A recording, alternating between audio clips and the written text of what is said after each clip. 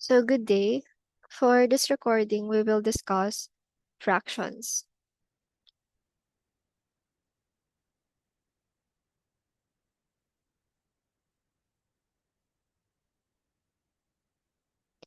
So fractions in general are considered parts of a whole. So if we cannot express something in whole numbers, we can use fractions, okay? So however, for this discussion, we will focus on rational algebraic fractions instead of numerical expressions. So a rational algebraic fraction is an expression which can be written as the quotient of two polynomials. Let's say you have p of x being the numerator and q of x being the denominator. So writing it in fraction, you have p of x over q of x. So some examples, we have 3x minus 4 over x squared minus 6x plus 8 and x cubed plus 2y squared over x raised to 4 minus 3xy plus 2y cubed. So as you can see from these examples, no, both the numerators and the denominators are polynomials.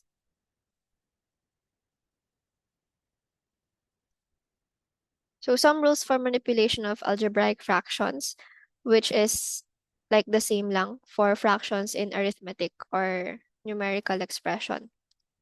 So one such fundamental rule is that the value of a fraction is unchanged if its numerator and denominator are both multiplied by the same quantity or both divided by the same quantity, provided only that this quantity is not zero. So in such case, we call the fractions equivalent. So in numerical expression, let's say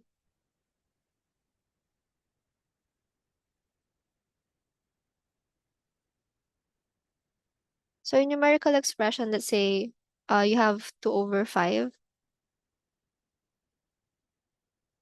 and then you want to express it in another way, like gusto mo siyang, let's say, i-multiply sa 4 over 4. Multiplying it by 4 over 4, basically, you're not trying to change anything doon sa expression mo. Because 4 over 4 is just equal to 1. So multiplying 1 by any number is basically equal to that number. So from this, um, you're not trying to change anything sa 2 over 5 na to. So it remains the same. Express lang siya in other ways. Like, if you multiply it by 4 over 4, it becomes 8 over 20, no? So something like that. So it applies also to this concept. Like for example, if you have a fraction na x plus 2 over x minus 3, so somehow it can be manipulated by multiplying it by another fraction.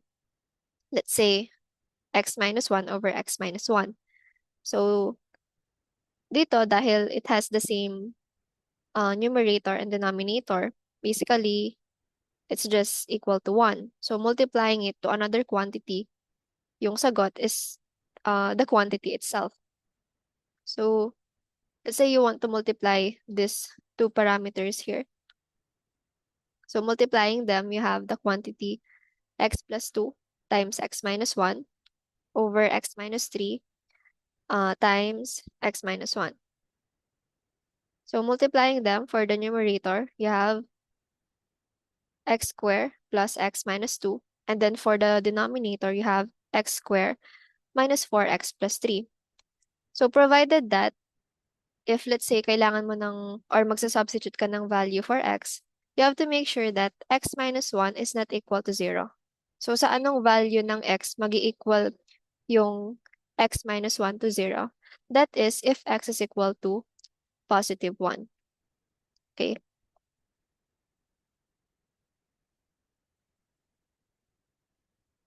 So to simplify a given fraction is to convert it into an equivalent form in which the numerator and denominator have no common factor except, of course, positive and negative 1. So in such case, we see that the fraction is reduced to its lowest term. And this reduction is achieved by factoring the numerator and the denominator and canceling common factors, assuming that they are not equal to 0. So let's try to analyze this expression, then convert it to its simplest form. So we have x squared minus 4xy plus 3y squared over x squared minus y squared. So factoring the numerator, that is x minus 3y, then quantity x minus y. Then factoring the denominator, this is difference of two squares. So basically yung factor niya, that is quantity x plus y multiplied by the quantity x minus y. So as you can see, merong common quantity sa numerator and denominator. So we can cancel this out because this is basically equal to 1. So 1 multiplied by this quantity, we're left with x minus 3y over x plus y. So provided that if magsa-substitute tayo ng value for x and y, this quantity x minus y should not be equal to 0.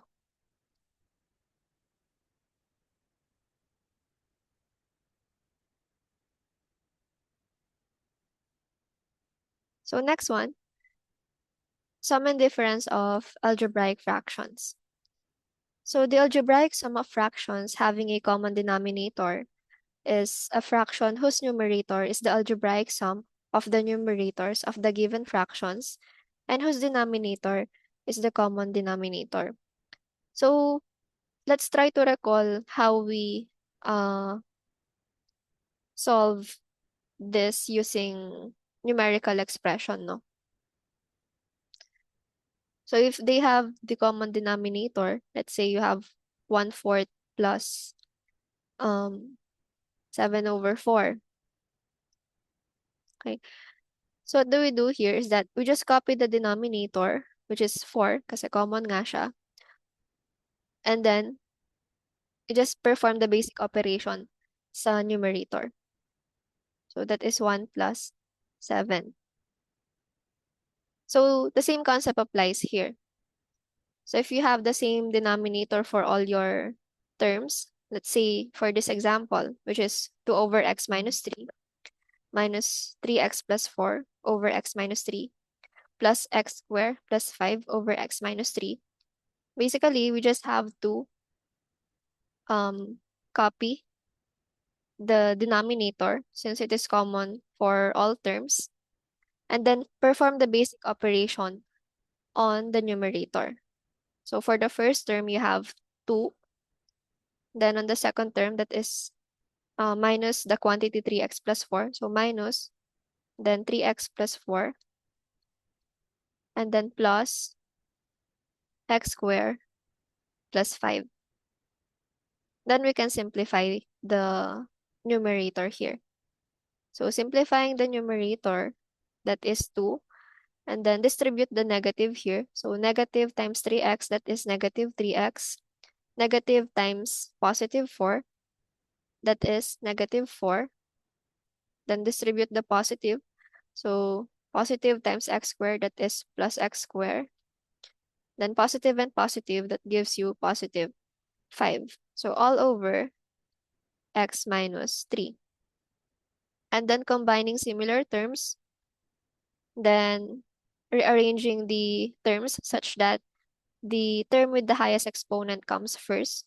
So let's put x squared dito sa una.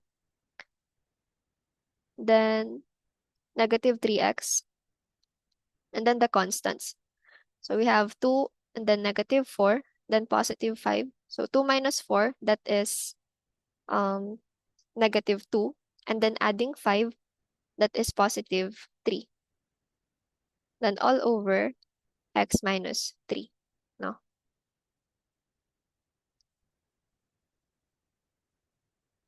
Okay. So you just basically copy the common denominator and then perform the basic operation on the numerator. So this is applicable only when you have a common denominator on all your fractions. So next one naman is when they have different denominators. So write each of the given fractions as equivalent fractions, all having a common denominator. So the least common denominator of a given set of fraction is the LCM of the denominators of the fractions. So sa numerical expression, di ba, when it comes to identifying the LCM or the LCD. So let's say you have 1/4 and then plus 5/12. So as you can see, magkaiba yung denominator nila. So the first thing that you need to do here is, of course, to identify the LCD, wherein kailangan mong kunin yung LCM ng denominator nito, yung least common multiple nila. So what are the multiples of 4? Diba, you have 4, 8, 12, 16, etc. And then for 12, multiples of 12, we have 12, 24, 36, etc. No? And then identify mo ano yung parehong number na nag-same sila, the least number. So as you can see, 12, this one. So you can use 12 as the common denominator. And then perform the operation. So yung 12 na to, divide mo sa denominator ng first term and then multiply it to the numerator. So 12 divided by 4, that is 3. Multiply it by 1, that is 3. Then do the same sa other term. So 12 divided by 12, that is 1. Then multiply it to the numerator, that is 5. So we have 3 plus 5 here. Then just perform the basic operation and then proceed to the simple terms. So for example, syempre ibang usapan when it comes to, so the same concept applies when it comes to algebraic fractions. Pero there's just a little bit difference since we will have a hard time identifying their LCM, diba? So let's say we have this example, 2x plus 1 over x, then x plus 2, minus 3 over x plus 2 multiplied by the quantity x minus 1.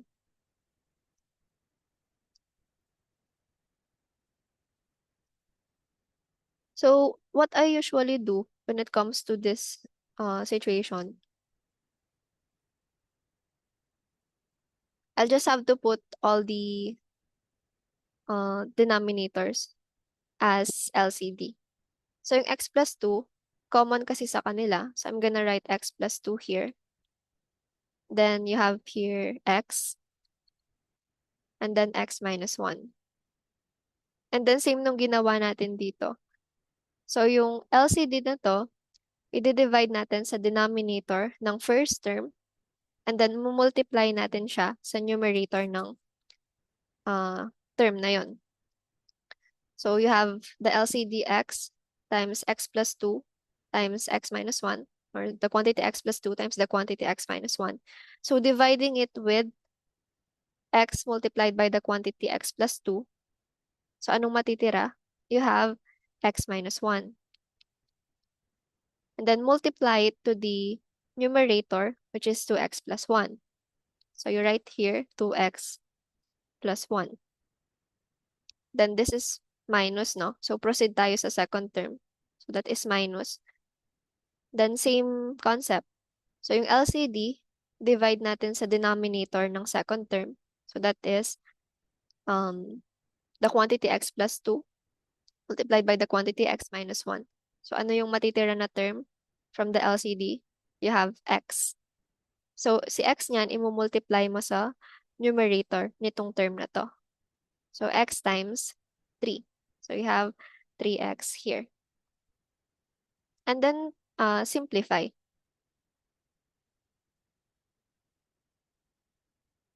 So we can expand this one or distribute. So 2x times x, that is 2x squared. Then you have here 1 times x, so that is basically x, so plus x.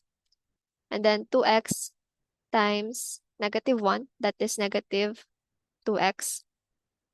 Then ito naman, 1 times -1, that is -1, and then minus 3x.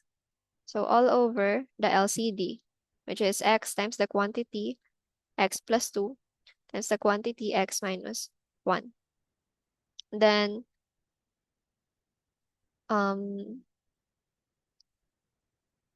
so combining similar terms, you have 2x squared. Then you have here x minus 2x, then minus 3x. So ilan to? So x minus 2x, that is negative x. And then minus 3x, that is negative 4x. Then copy the constant, -1. Then we have here x and x plus 2 and x minus 1.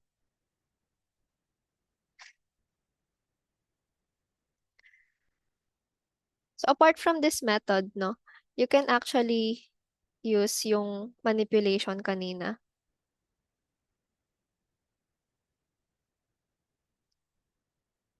Like this. So for the first term, check nyo yung denominator niya. So yung denominator niya is x times the quantity x plus 2. And then, tignan nyo yung denominator ng second term. So ano yung wala sa denominator ng first term na meron sa second term? That is the quantity x minus 1. So yung gagawin mo nun, yung first term mo, i-multiply mo siya dun sa missing factor na to. So multiply mo siya sa x minus 1 over x minus 1. Basically, we're not trying to change anything sa equation. We're just trying to manipulate it. So we can express it in another term. And then do the same with the second term, no? So sa second term, you have the denominator x plus 2 times x minus 1. Then compare mo siya sa denominator ng first term. So ano yung wala sa second term na nasa first term? That is x. So therefore, yung second term mo, i-multiply mo siya sa x over x. So once again, we're not trying to change anything with the equation. We're just trying to manipulate it. Kasi basically, x minus 1 over x minus 1 is equal to 1. X over x is basically equal to 1. Okay? So after that, you can proceed to simplifying it.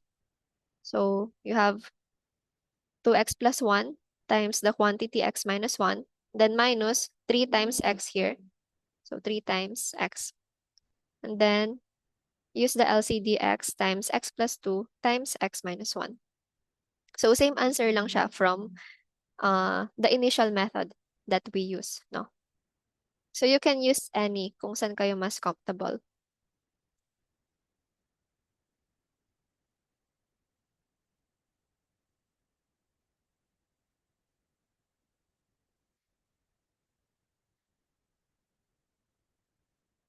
Then for the product of two or more fractions. So the product of two or more given fractions produces a fraction whose numerator is the product of the numerators of the given fractions and whose denominator is the product of the denominators of the given fraction. Basically, nagmo-multiply lang tayo dito. Okay. So let's say you have the expression x squared minus 9 over x squared minus 6x plus 5 times x minus 5 over x plus 3. So we can multiply. So multiply numerator to numerator, denominator to denominator. So you have here x squared minus 9 times x minus 5. So put a quantity, no? And then x squared, or quantity x squared minus 6x plus 5 times x plus 3. And then let's try to factor out the terms that we can factor out. So let's say x squared minus 9. So this is difference of two squares. So you can write it as x plus 3 and then x minus 3. Then you have here x minus 5, no?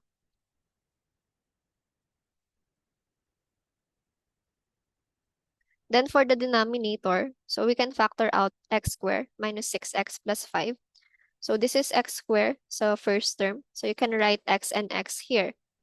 And then for the second term niya, you have to think of two numbers na kailangan kapag pinag-add mo or kapag pinag-multiply mo, the answer should be 5.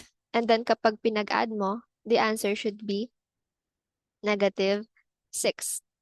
So we can use actually negative 5 and negative 1, no? So negative 5 times negative 1 is positive 5. Negative 5 plus negative 1, that is negative 6. So nakuha natin yung last term and middle term. So from here, we can identify the factors that we can cancel out. So let's say si x plus 3. So nag-exist siya sa numerator and denominator. So we can cancel this out. Then si x minus 5, we can cancel this out as well. And so we are only left with x minus 3 over x minus 1. Okay, so na-simplify natin siya into this term na lang.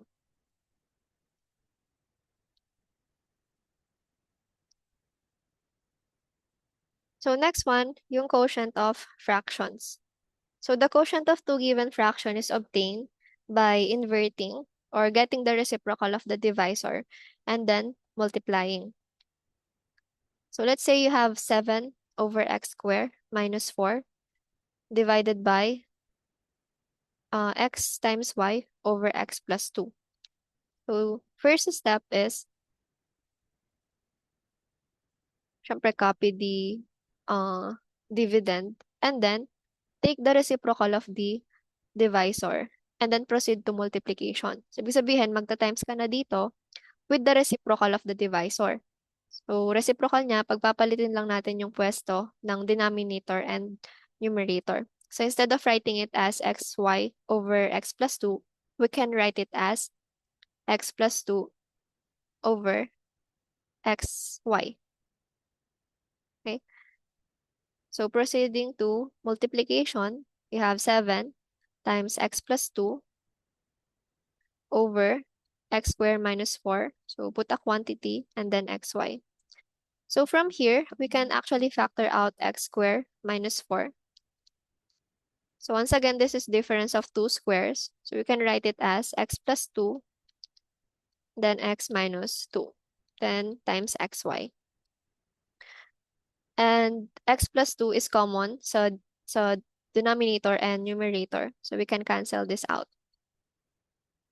So writing what's left with the equation, you have 7 over xy times x minus 2.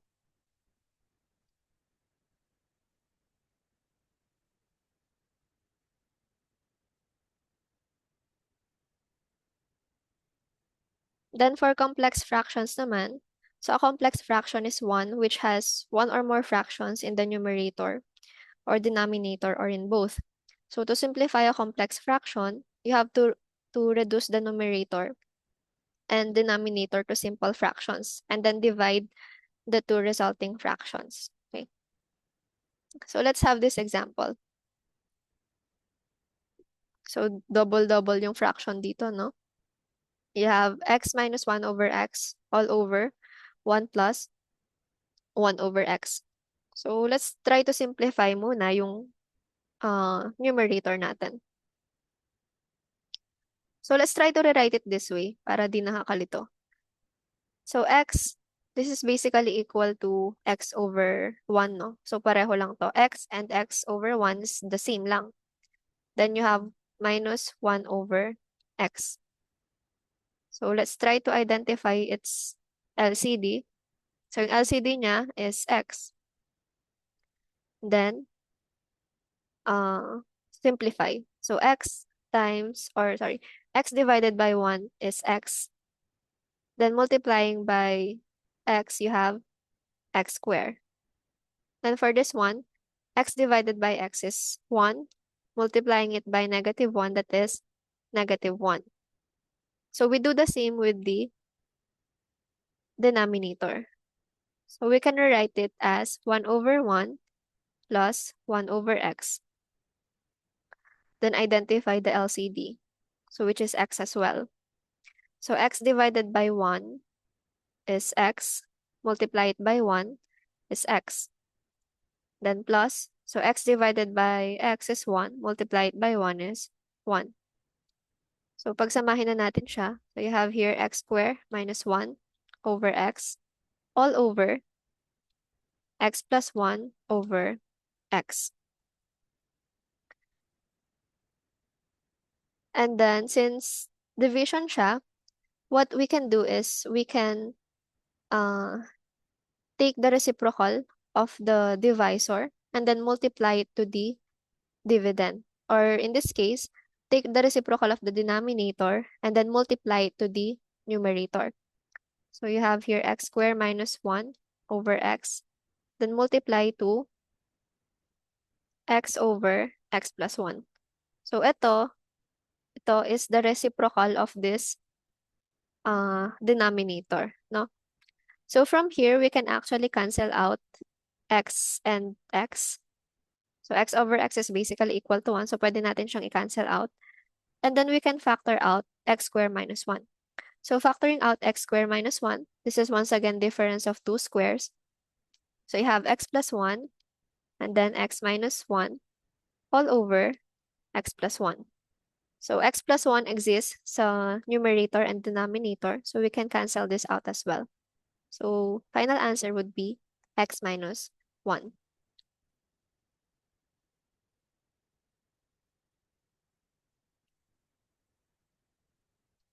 Okay, so let's try to solve these additional problems. So number 1, reduce natin to sa lowest terms niya. So you have x cubed y minus y cubed x all over x squared y minus xy squared. So let's start with the numerator. Since we want to reduce it sa kanyang lowest terms, let's try factoring, no? So checking the first term and the second term of the numerator. So pareho silang may x. So you have x cubed here, you have x here. So you can factor out x. Pareho din silang may y. So you have y here and then y cubed here. So you can factor out y as well. So factoring out x for the first term, since tinanggal mo yung isang x, nilabas mo. So yung matitira dito, since initially tatlo siya, x cubed, tinanggal mo yung isang x, magiging x squared na lang. Tinanggal mo yung y, so wala ka ng y for the first term. Then for the second term, so for the y, tinanggal mo yung isang y dito. So from y cubed, since nilabas mo yung isang y, magiging y squared na lang siya. And then, inalis mo din or nilabas mo din yung isang x, you factored out x. So basically, wala ka nang matitirang x for the second term. Okay? And then for the denominator naman, so both terms, merong x and y. Okay? So we can factor out x and y once again. Then, if you factored out x, so first term, matitira sa x is, or matitira sa x square is x. Then since tinanggal mo na yung y or nilabas mo na yung y, wala ka ng y for the first term. Then minus, so x is factored out, so wala ka ng x for the second term. And then y is factored out as well. However, this is y square, so meron ka pang isang y dito na matitira. Then we can factor this out even more. So this is xy. Ito, difference of two squares again. So you can write it as x plus y times x minus y. Then from here, we can cancel out xy and xy kasi it exists on the numerator and the denominator. So cancel this out. Then you can also cancel out the quantity x minus y here. Okay, so we're left with x plus y.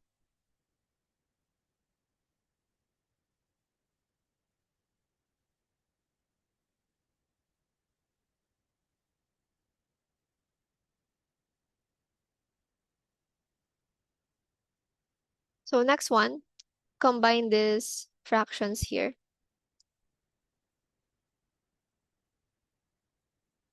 So we have to identify their LCD muna. So ano yung mapapansin natin dito? T square minus 4. This is difference of two squares, no? And then if a factor natin siya, this is t plus 2 and then t minus 2, which is basically equal to the denominator of this terms here. So it corresponds to the denominators of these terms here.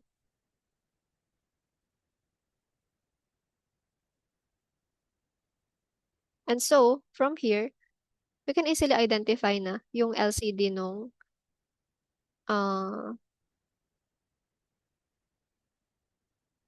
mga terms na to. Okay, so we can use t square minus 4.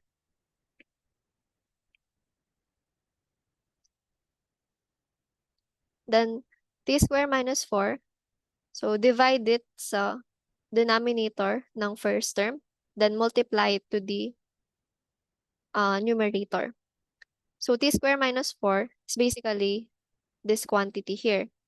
And then, if you divide it by t minus 2, yung matitira is t plus 2. Then, multiply sa numerator, that is 3. Then, so minus to. Sa second term natin, so t square minus 4, this is basically t plus 2 times t minus 2. So dividing it with t plus 2, yung matitira sa'yo is t minus 2. And then multiply it to the numerator, which is 2. Yun. Then minus again. So this is t square minus 4. So t square minus 4 divided by t square minus 4 is basically 1 times t itself. And then we can simplify, no? So we can distribute the constants here. So 3 times t, that is 3t. 3 times 2, that is positive 6. Then negative 2 times t, that is negative 2t. Negative 2 times negative 2, that is positive 4. Then minus t. All over t squared minus 4. Then combining similar terms, so you have here 3t minus 2t minus t. So 3t minus 2t, that is 1t. Then minus t, 0 na siya. So cancel this out. So for the constants naman, you have positive 6 and positive 4, that is 10. Then all over t squared minus 4.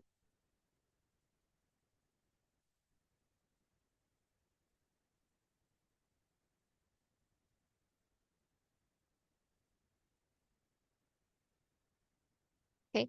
Next one, simplify the expression.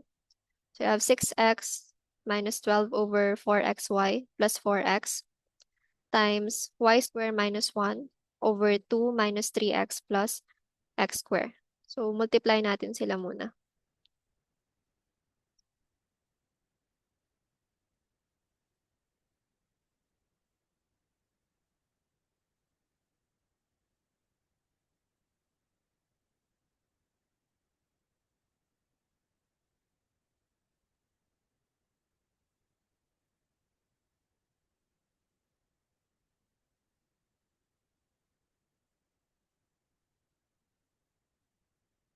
Okay, so let's try to rewrite this one such that nasa unahan yung term with the highest exponent. So rewrite natin siya as x squared minus 3x plus 2. Yan.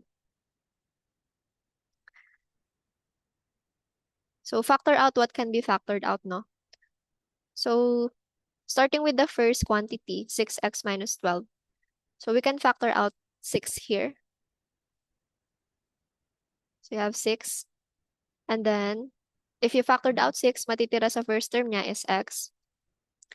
Then if you divide 12 by 6, matitira is 2. So that is negative, no? So negative 2.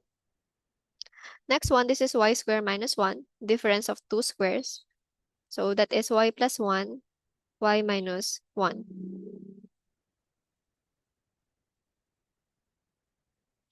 Then for the denominator, yung first quantity natin. So we can factor out 4x here. So common to both terms. So factor out 4x. So matitira sa first term is y. Matitira sa sa second term, since nilabas mo na lahat, matitira na lang is 1.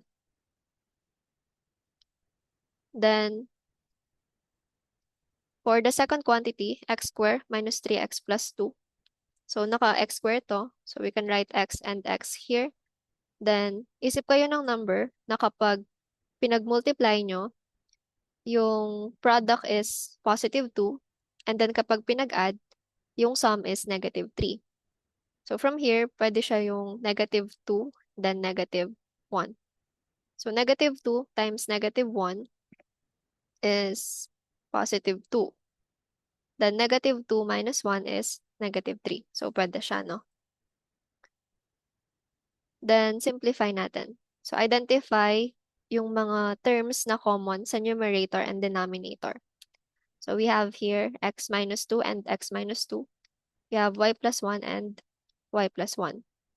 So rewriting what's left of our equation, we have 6 times y minus 1 over 4x times x minus 1. So 6 and 4, both are divisible by 2. So we can simplify it even further. So 6 divided by 2 is 3. That is 3, then quantity y minus 1. Then 4 divides 2 is 2. Then copy. Okay. So final answer is 3 multiplied by the quantity y minus 1 over 2x multiplied by the quantity x minus 1.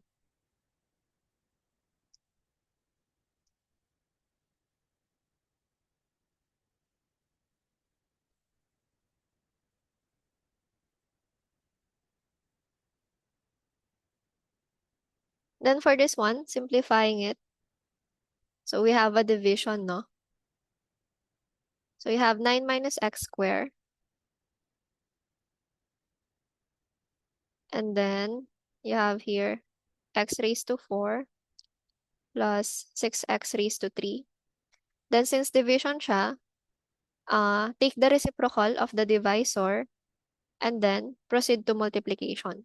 So multiplying, reciprocal ng divisor natin. So pagpalitin lang yung pwesto ng numerator and denominator.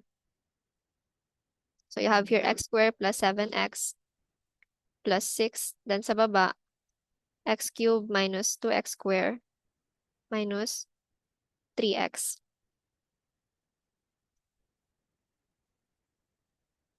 Then let's try to factor out these terms. So this is 9 minus x squared. This is difference of two squares, no? If gusto nyong i-rewrite siya conventionally such that x is positive, so pwede naman, we can factor out negative 1 here. So ito. Pwede siyang isulat as this. So factor out mo negative 1 or negative 1. So if you factored out negative 1, yung mangyayari sa 9, it will become negative 9. Mangyayari sa x, it will become positive x squared. So pwede siyang isulat as negative times x squared minus 9. So if gusto mo lang siya na nakikita sa ganitong format, yung difference of two squares. So ito na lang yung gamitin natin.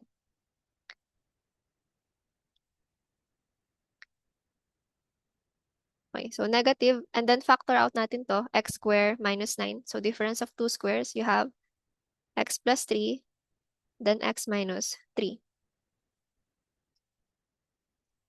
Then dito naman sa isa pang numerator here. So x squared plus 7x plus 6. So this is x square. So sulat nyo na dito yung x and x. Then for the factors, since lahat ng terms positive, so write plus na. Then isip na lang kayo ng number na kapag pinag-multiply, 6 yung sagot. And then kapag pinag-add, 7 yung sagot. So we can use 6 and 1, no? 6 times 1 is 6. 6 plus 1 is 7. Then for the denominator, so we have x raised to 4 plus 6x cubed. So we can factor out x cubed here. Yan, factoring out x cubed. So matitira sa x raised to 4 is x. Matitira sa 6x cubed is 6.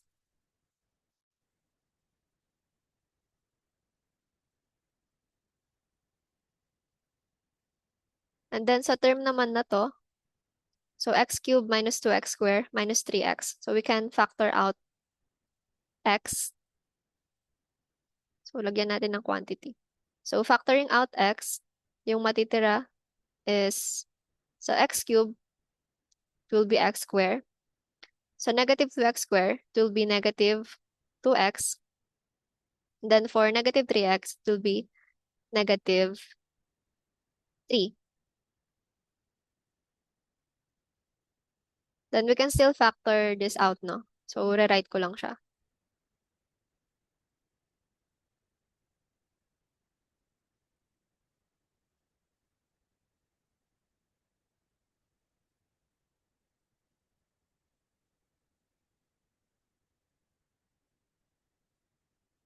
So yung factors nito, x squared minus 2x minus 3. So x squared is positive, so write x and x here.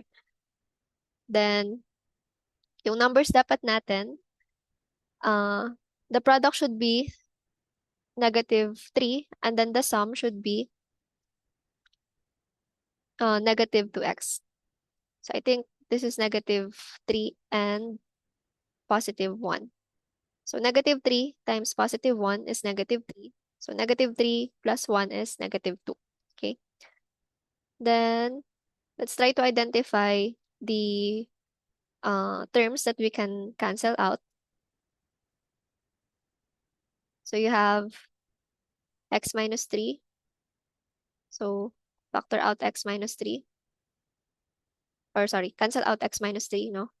And then x plus 6, meron ka din, pareho. Then x plus 1. So ang matitira na lang sa atin is negative x plus 3. Then you have x raised to 3 times x, that is x raised to 4. Okay, so this is basically the same lang with the answer.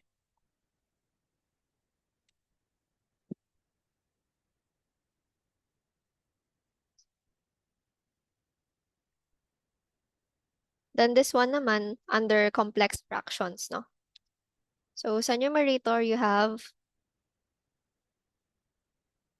3 over x plus 1 plus 2 over x minus 1 all over x minus 1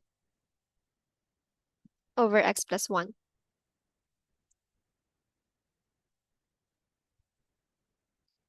So let's try to rewrite it this way. So 3 over x plus 1 plus 2 over x minus 1. And then, lagyan natin ng bracket para di kayo malito. Then multiply nyo siya sa reciprocal ng denominator since basically division to, di ba? So sa denominator or divisor, take its reciprocal and then multiply it to the numerator. So multiply natin siya sa x plus 1 over x minus 1. So switch nyo lang yung places ni denominator and numerator to get the reciprocal. Okay. And then, simplify natin itong nasa bracket. So we can get its LCD. So yung LCD natin, pag multiply na lang natin yung denominator ng dalawang term. So use x plus 1 and x minus 1. So the LCD, x plus 1, or the quantity x plus 1, multiplied by the quantity x minus 1. So divide it dito sa denominator ng first term. So, matitira is x minus 1. Then, multiply it by 3. So, you have 3 here. Then, plus, do the same with the second term. So, the LCD divided by x minus 1. So, you'll be left with x plus 1. Then, multiply it to the numerator. That is 2. And then, times x plus 1 over x minus 1. So, dito, pwede rin yung manipulation, no? Like, 3 over x plus 1. So, ano yung wala sa kanya na factor? X minus 1. So, pwede nyo siyang i-multiply sa x minus 1 over x minus 1. Then, yung second term naman, so yung wala na factor sa kanya is x plus 1. So, pwede nyo siyang i-multiply by x plus 1 over x plus 1. So, pag sinimplify nyo siya, pareho lang. So, use the LCD x plus 1, then x minus 1. Then, ito naman, 3 times x minus 1 plus 2 times x plus 1. So, pareho lang dito. Okay? So, ayan. Since multiplication to, we can simplify na.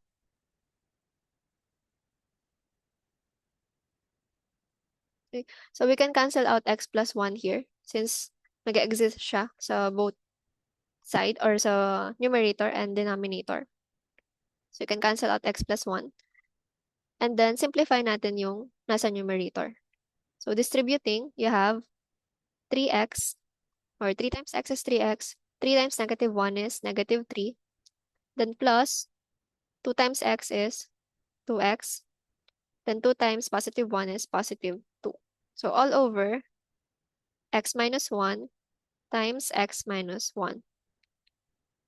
So combining similar terms, so 3x tsaka 2x, that is 5x. Negative 3, positive 2, that is negative 1. Then x minus 1 times x minus 1, you can rewrite it as x minus 1 square.